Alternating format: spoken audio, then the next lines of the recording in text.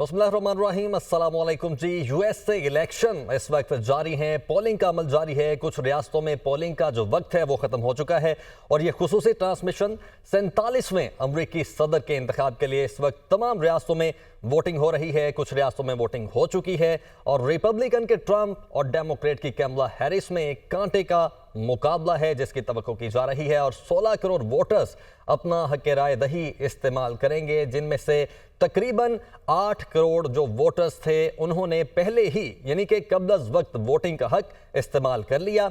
और अमरीकी रियासत वर्मोंट से पोलिंग के अमल का आगाज हुआ था, जहां पर इस वक्त पोलिंग का वक्त खत्म हो चुका है और वहां पर गिनती भी जारी है, जबकि न्यूयॉर्क, न्यू जर्सी, वर्जीनिया में भी पोलिंग इस वक्त जारी है। केंटकी, इंडियाना और कनेटिकट में भी वोटिंग का अमल जारी है।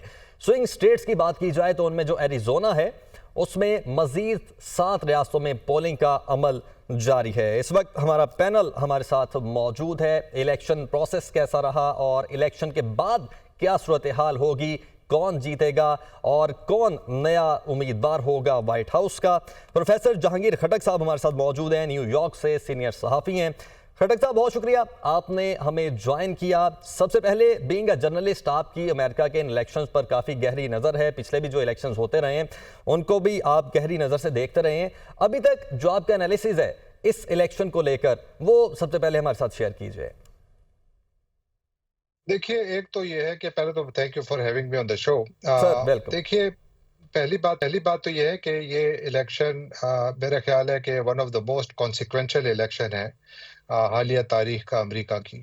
क्योंकि एक ऐसे वक्त हो रहा है जब अमेरिका में पॉलिटिकल डिविजन बहुत गहरी हैं और दुनिया में भी बहुत ज़्यादा अफरा तफरी है, जंगें जारी हैं और इन हालात में ये इलेक्शंस हो रहे हैं।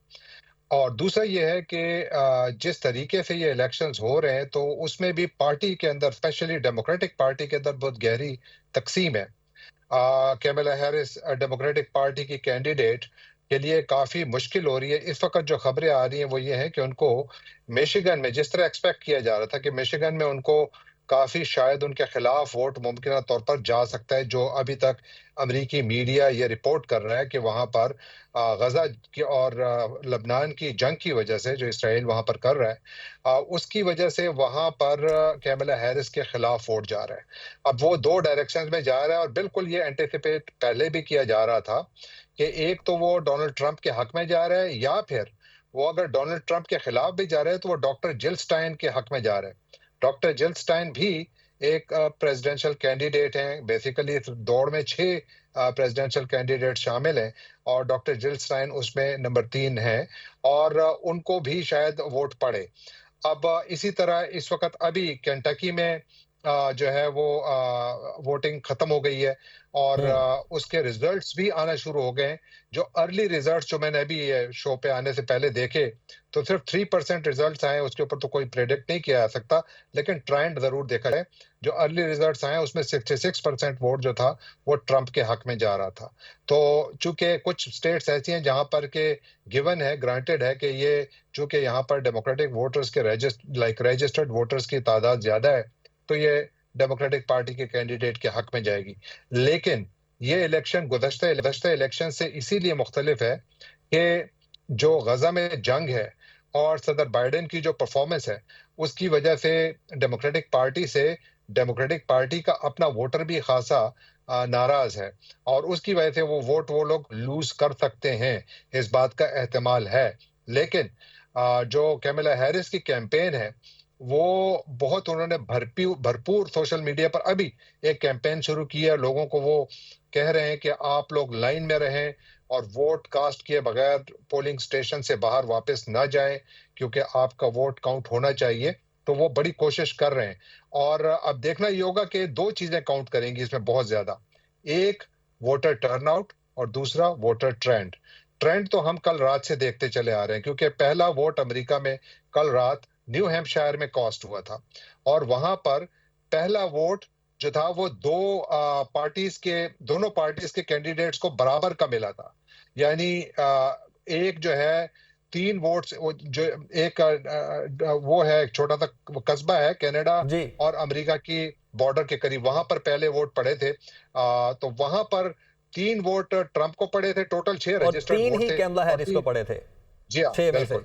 और उसके बाद वो ट्रेंड शुरू हुआ है, तो अब देखना ये होगा कि वहाँ पर अब याद रखिए कि ये जो जो छोटा-सा कस्बा है, वहाँ पर हुँ, टोटल जो 6 रजिस्टर्ड वोटर्स हैं, उनमें 4 डेमोक्रेट थे, 2 हुँ। रिपब्लिकन थे। तो मतलब ये हुआ कि 1 वोट वहाँ पर स्विंग हुआ।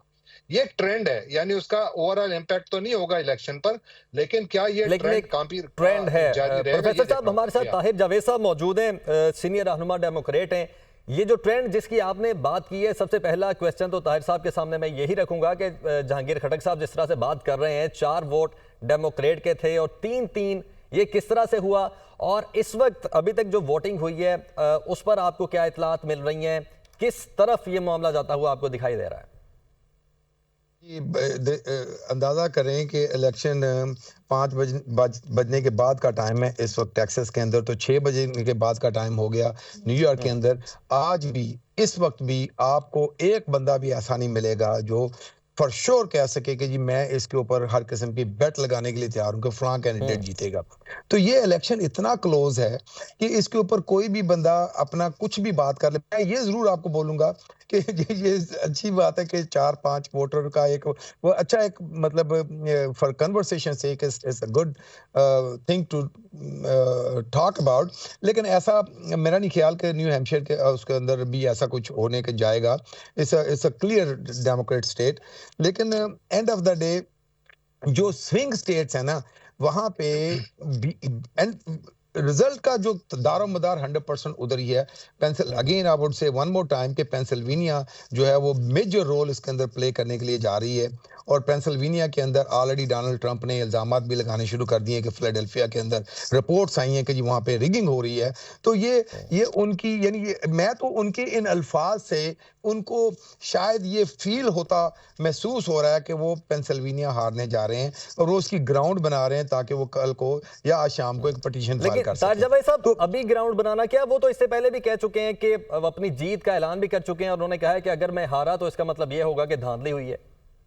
हाँ, ये बोला है, लेकिन 4-5 घंटे पहले जब उन्होंने वोट डाला था, तो उस वक़्त ये भी बयान दिया कि जी मैं सबसे पहले एक्सेप्ट करूँगा अगर मैं इलेक्शन हार गया।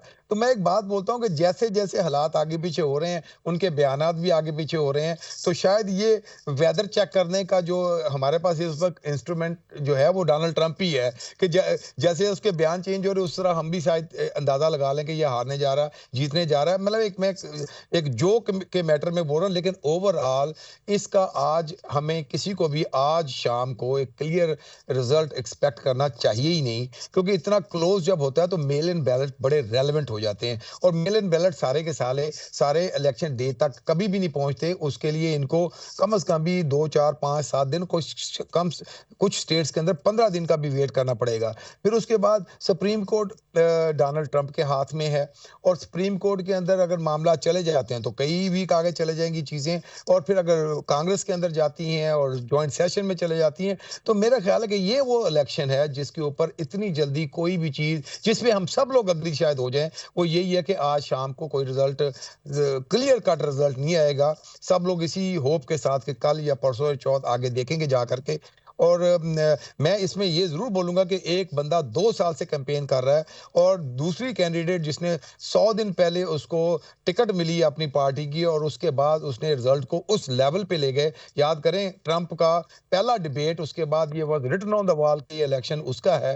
फिर हम्म। एकदम से इसको कम बैक करना पार्टी का और कामला हैरिस को इसके अंदर आकर के रिजल्ट को टॉस अप के ऊपर लेकर के चले जाना, I will give her a lot of credit. और वो सरप्राइज दे भी सकती हैं और उसके अंदर सरप्राइज देने में अगर वुमेन वोट जो देखें बड़ी किसी भी आप खातून से पूछ लें, पाकिस्तान में भी पूछ लें, तो वो उस वक्त भी देखे एक खातून जिस जिस मतलब उसके साथ कोई हादसा हो जाता है, उसका रेप हो जाता है, वो उस सूरत में भी अबॉर्शन का हक नहीं रखती और स्टेट डिसाइड करेगी। तो ये बहुत सीरियस मैटर है जिसको खवातीन देखती हैं और वो सरप्राइज भी दे सकती हैं।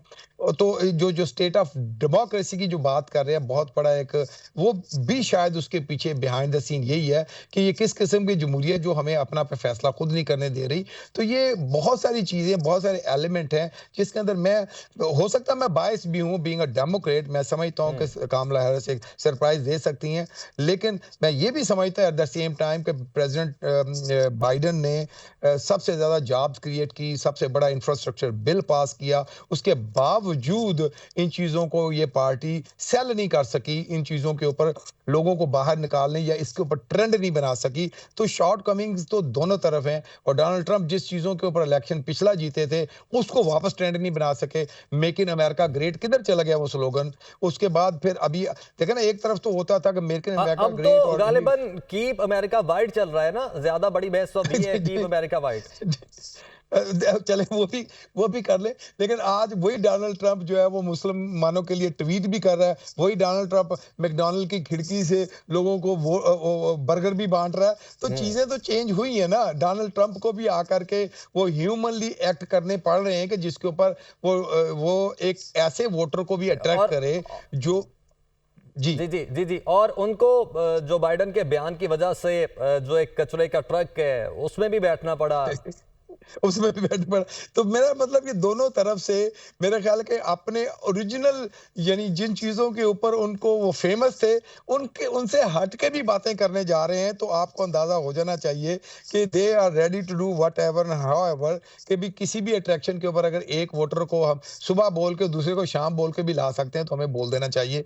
तो ये इलेक्शन इतना टाइट, इतना क्लोज चला गया, और इसको इतना क्लोज देखिए, मैं डोनाल्ड ट्रंप को भी बड़ा क्रेडिट दूंगा। अमेरिका की हिस्ट्री में ये पहले इंसान है जो एक इलेक्शन हारने के बाद कम बैक किया है उन्होंने।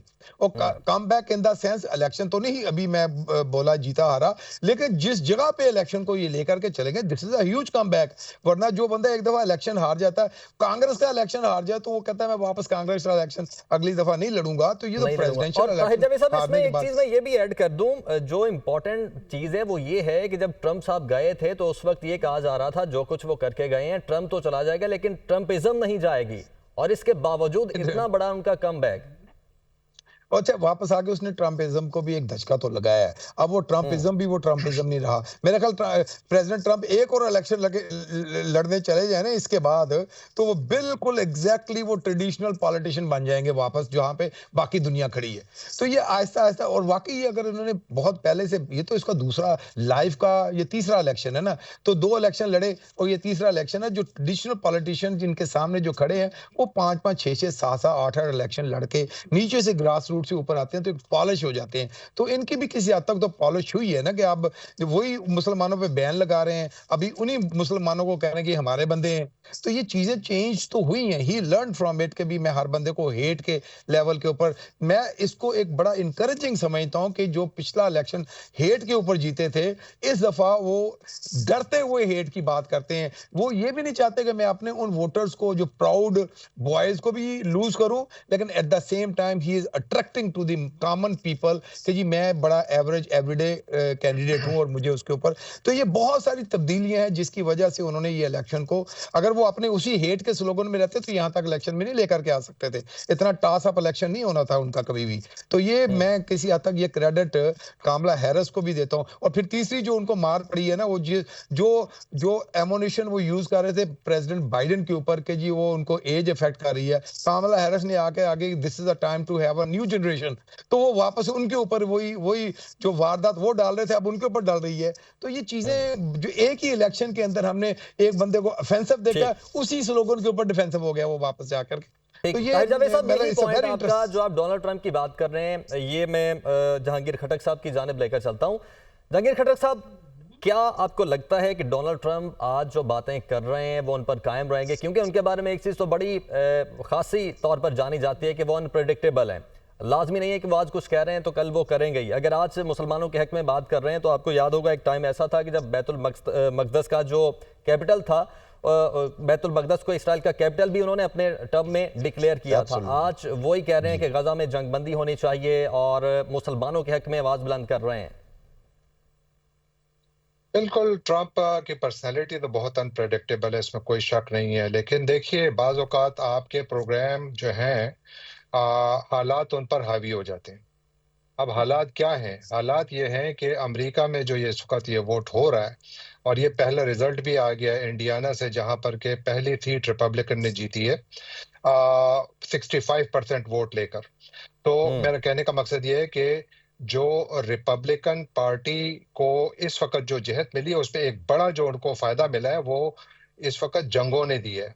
क्योंकि ट्रंप ने जो स्टैंस लिया है, वो कहता है जी कि मैं अमेरिका के मफादात का ख़्याल रखूँगा, मैं जंगें ख़त्म करूँगा, चाहे वो ख़त्म कर पाएँ कि ना। क्योंकि अभी तक वो ये वाज़ेह तौर पर अपना रोड मैप नहीं दे सके कि वो यूक्रेन में जंग कैसे ख़त्म करेंगे, या वो मिडल ईस्ट में यानी गज़ा में जो इसराइल की बर्बरियत है, उसको ख़त्म करेंगे, किस तरह, वी डोंट नो। या फिर लबनान में जो इसराइल ने फ़ौजकशी की हुई है, वहाँ पर जो कत्लेआम हो रहा है, उसको वो किस तरह रोकेंगे, उन्होंने बस वादा किया है। अब दुनिया इतनी डेस्परेट हुई हुई है, अमेरिका के अंदर इतनी गहरी तक़सीम है, मैंने जब भी तो अर्ज़ किया कि देखिए, लोग ये सोच रहे हैं कि कैमला हैरिस शायद मिशिगन में भी हार जाएँ।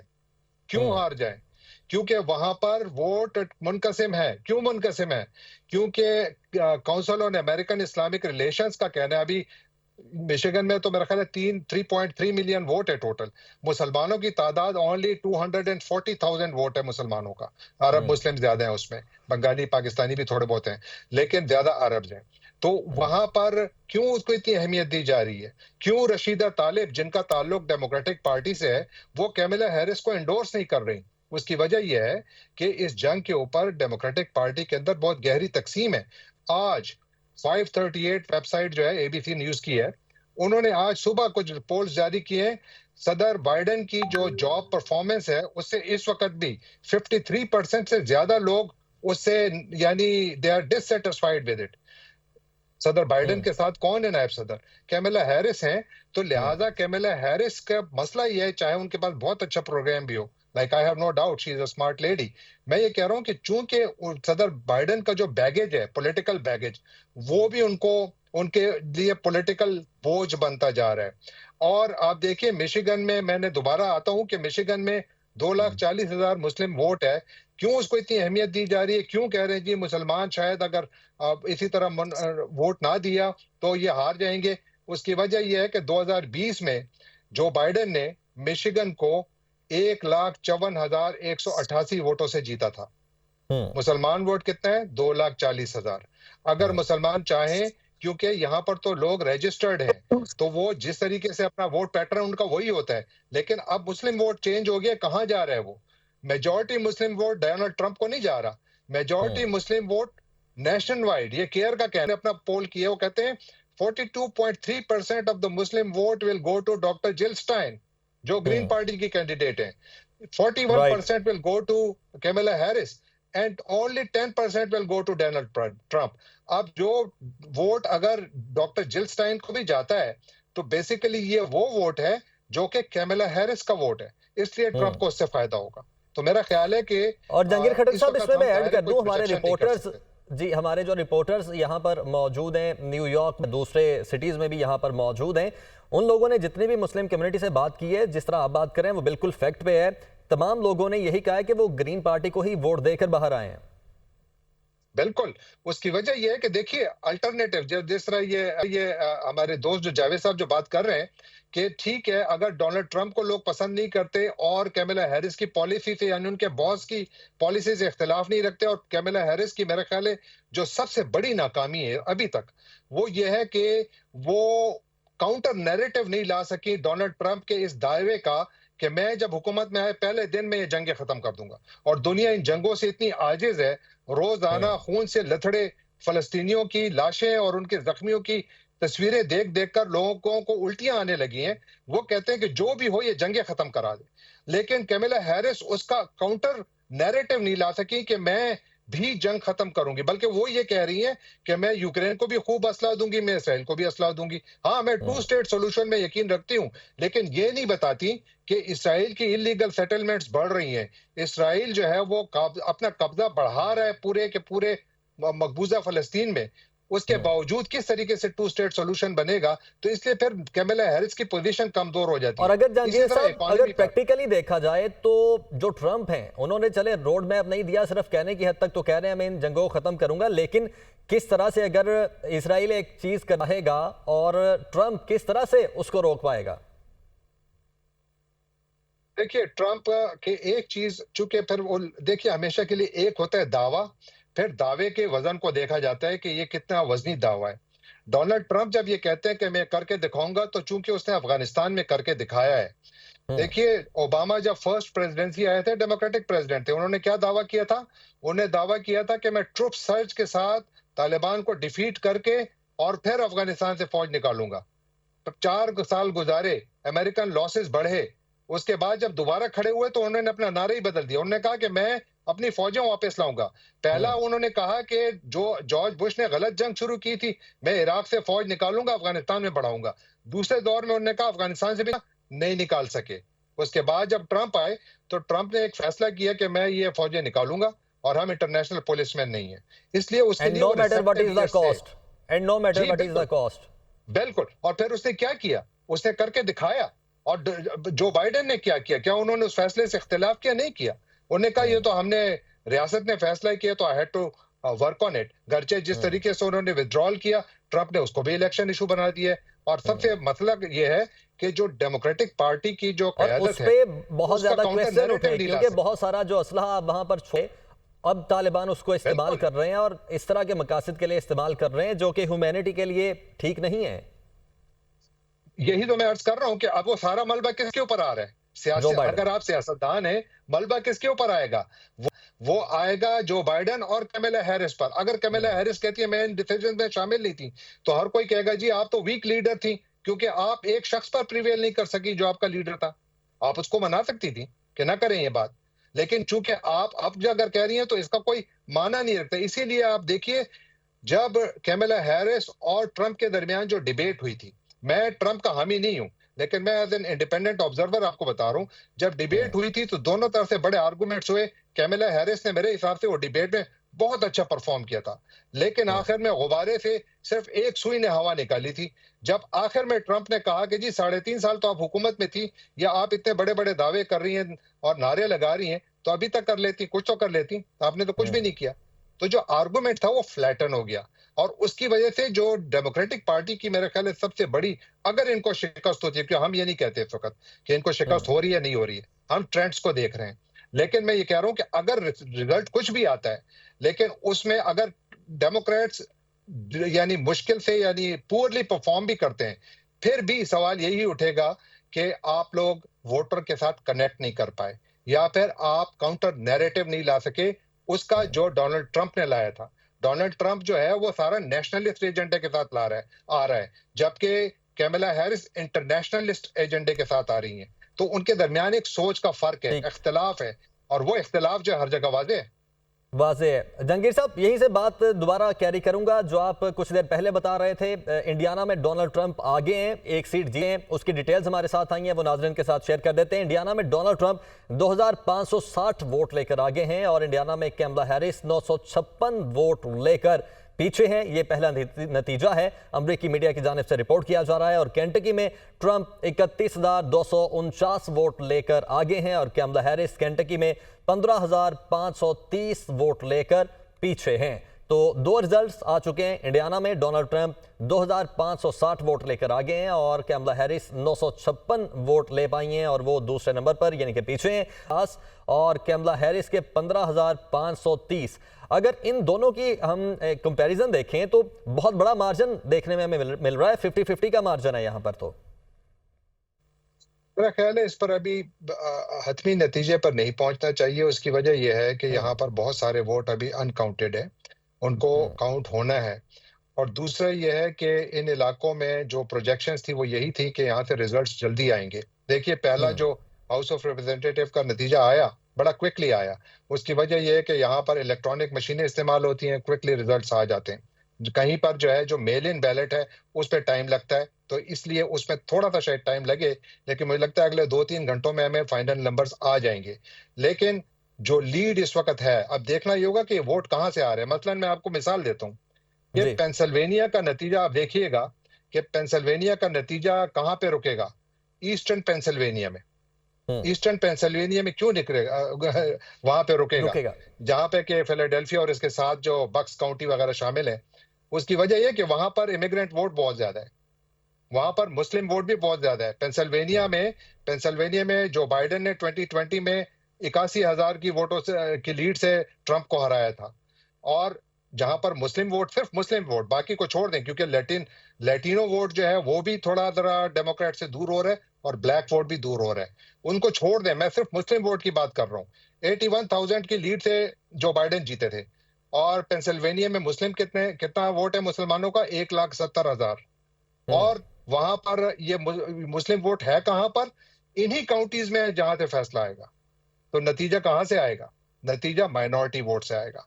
और यही हाल आपको मिशिगन में नजर आएगा, यही हाल आपको शायद विस्कॉन्सिन में, गर्चे मैं विस्कॉन्सिन में इतना ज्यादा पुरुमीद नहीं हूं क्योंकि विस्कॉन्सिन में मुस्लिम वोट काफी कम है, लेकिन आपको एरिजोना में नजर आ सकता है, जहां पर के तकरीबन जो मुसलमानों की आबादी 1,10,000 आबादी है, और छोटी सी रियासत तो बहुत बड़ी है लेकिन आबादी उनकी इतनी ज्यादा नहीं है, लेकिन बहरहाल वोट का वो बहुत ही फ्रैक्शन है।